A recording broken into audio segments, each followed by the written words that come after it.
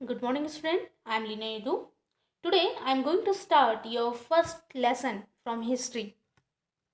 The rise of small kingdom states.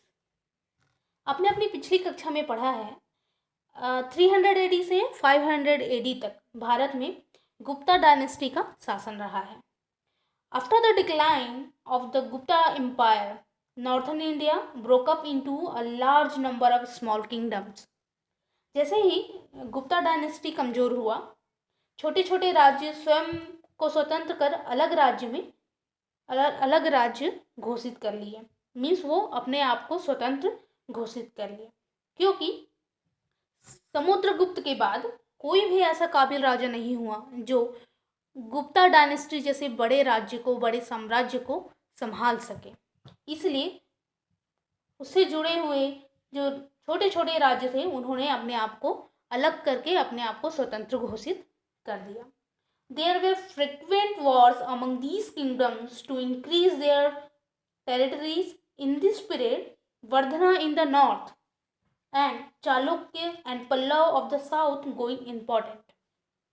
जैसे ही छोटे छोटे राज्य गुप्ता डायनेस्टी से अलग होने लगे, उनमें वर्चस्व और अधिकार की लड़ाई होने लगी, जिसमें नॉर्थ में वर्धन, साउथ में चालुक्य और पल्लव बहुत इंपॉर्टेंट राज्य रहे हैं. इनका संघर्ष बहुत ही महत्वपूर्ण रहा है.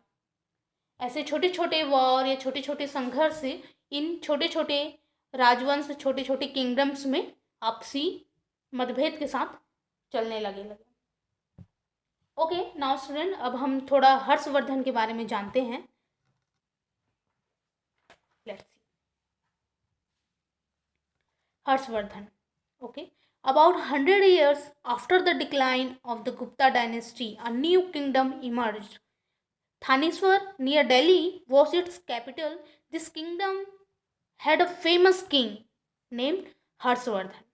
ओके.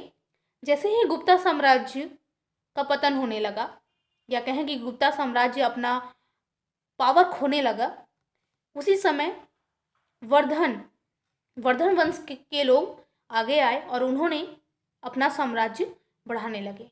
वर्धन वंश में बहुत ही फेमस किंग हुए जिनका नाम था Harshvardhan. Okay. Around 606 AD he ascended the throne of Thaneshwar. Means 606 AD में हर्षवर्धन ने थानेश्वर का राज्य संभाला. Harsha's empire extended from Punjab to Odisha. Later on he made Kannauj his capital because it was at the center of his empire. Harshvardhan ने जैसे ही थानेश्वर का राजा बना, उन्होंने अपने एम्पायर को, अपने साम्राज्य को पंजाब से उड़ीसा तक फैलाया और बाद में थानेश्वर से हटा के कन्नौज को अपना कैपिटल बनाया. क्यों?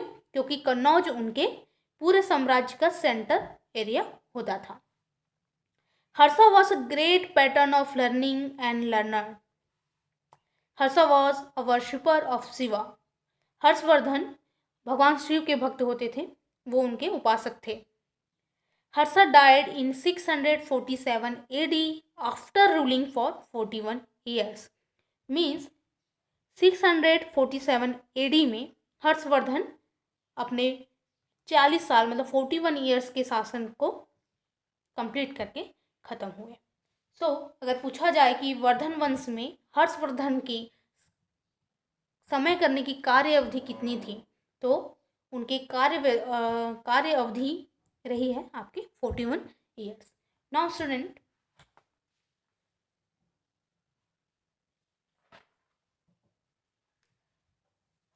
After Harshvardhan for the next 600 years, after Harshvardhan next 600 years there were no large empires in India.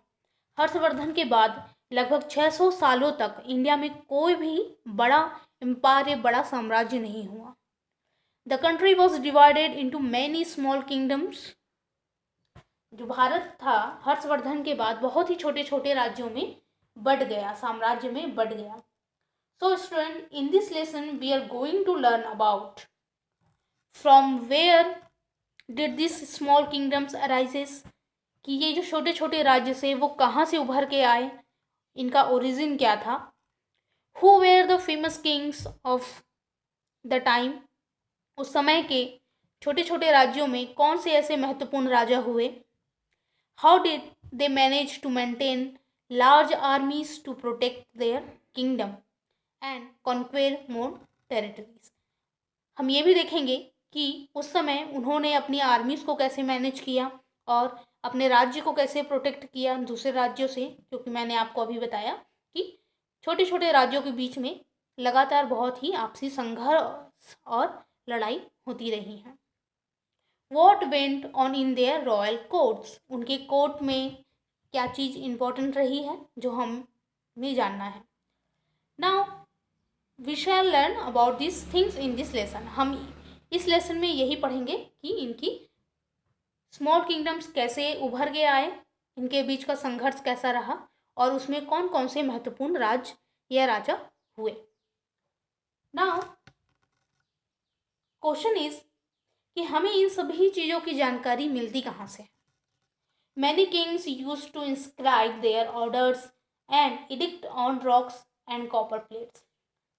बहुत सारे राजा, उस समय जो राजा हुए वो अपने आदेशों को और अपने डिसीजन को, अपने राज्य से रिलेटेड इम्पोर्टेंट बातों को बड़े बड़े पत्थरों में लिखवाते थे या कॉपर प्लेट्स में लिखवाते थे। एग्जाम्पल अगर आपको याद होगा, पिछली कक्षा में आपने पढ़ा अशोक थम्स, जो आपके अशोका थे, वो अपने उपदेशों को, अपने ऑर्डर्स को, अपने रूलिंग पावर्स को, पॉइंट्स को बड़े बड़े पत्थरों में लिखते थे। बस ऐसी ही चीज़ों से हमें हिस्ट्री की जानकारी मिलती है।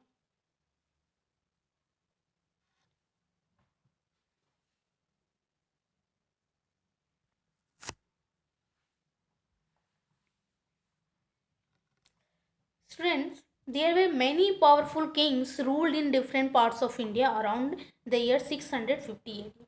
जैसे ये 650 AD का समय आता है, उस समय इंडिया में बहुत ही अलग अलग जगह पे बहुत ही पावरफुल किंग्स उभर कर आते हैं, who got victory over their surroundings area and included into their empires. जो शक्तिशाली राज्य हुए वो आसपास के राज्यों को अपने राज्य में मिलाकर और अपनी पावर को बढ़ाने लगे और अपने साम्राज्य को बढ़ाने लगे।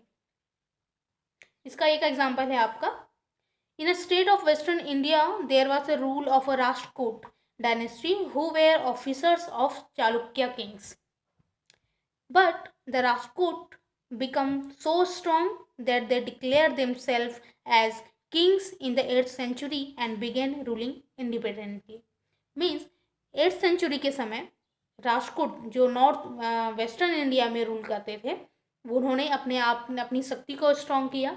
बहुत पावरफुल होने के बाद उन्होंने अपने आप को चालुक्य साम्राज्य से अलग बता के अपने ही वंश का राज्य स्थापित किया।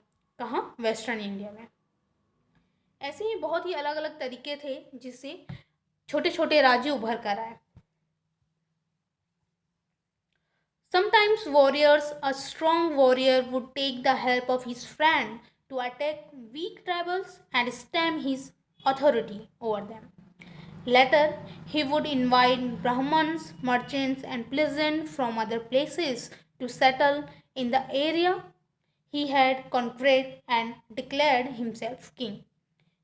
Means कुछ शक्तिशाली योद्धा होते थे, उन्होंने आसपास के ट्राइबल एरिया के लोगों के साथ युद्ध करके उसे हराकर वहाँ सेटल हो गए और बाहर से ब्राह्मण, व्यापारी, उन्हें सबको बुला के वहाँ पे सेटल किया। सेटल करने के बाद उन्होंने वहाँ की पूरी अथॉरिटी अपने हाथों पे ले ली और खुद वहाँ के किंग हो गए। इस तरह से भी बहुत सारे राज्य उभर कर आते हैं, जिसका one of the best example है आपका जोधपुर के राजस्थान में जोधपुर जगह है जहाँ हमें घटियाल नाम एक स्टोन मिला है, जिससे हमें ये पता चलता है कि प्रतिहार जो वंश है, प्रतिहार वंश जो राजस्थान में स्टैब्लिश्ड हुआ, वहाँ का मेन पावरफुल राज्य हुआ, उनकी स्टैब्लिशमेंट इसी तरीके से हुई। And in Chhattisgarh the Kalachuris became ruler of the Tripuri kingdom near Jabalpur in a similar manner. Means इसी तरह से छत्तीसगढ़ में भी कलचुरियों ने अपना वर्चस्व फैलाया, जो कि जबलपुर के पास स्थित था।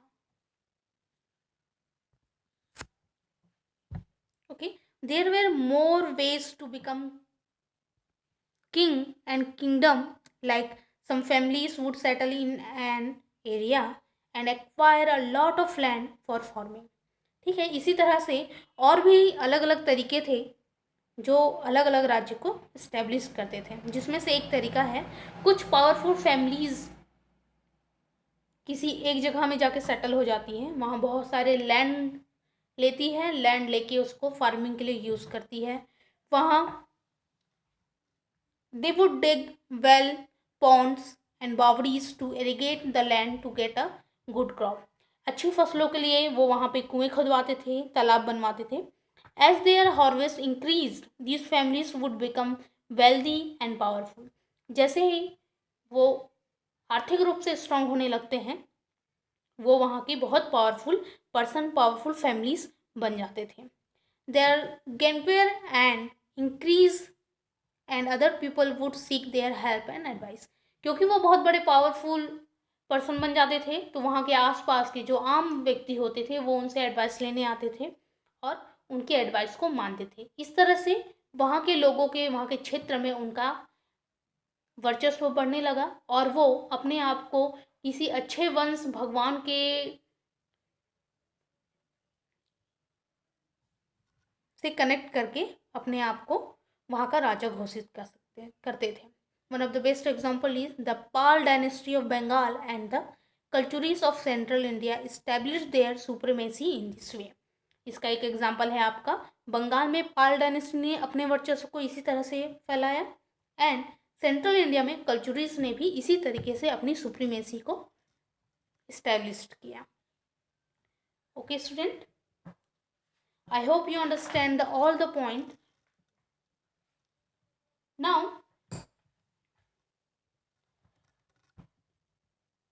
students, we learn about Rajkot of Western India, Pratihar of Rajasthan, and Kalchuri of Tripuri. Tripuri means in Chhattisgarh. Pal dynasty of Bengal. This is Pal dynasty of Bengal, and Kalchuris of Central India. हमने आज इतने सारे राजवंशों के बारे में पढ़ा। In my next video we are going to learn about the role of Brahmans and Bhatt and some important dynasty like Pratihara vansh, Pala vansh and Rajput vansh. So thank you, read your lessons. Thank you.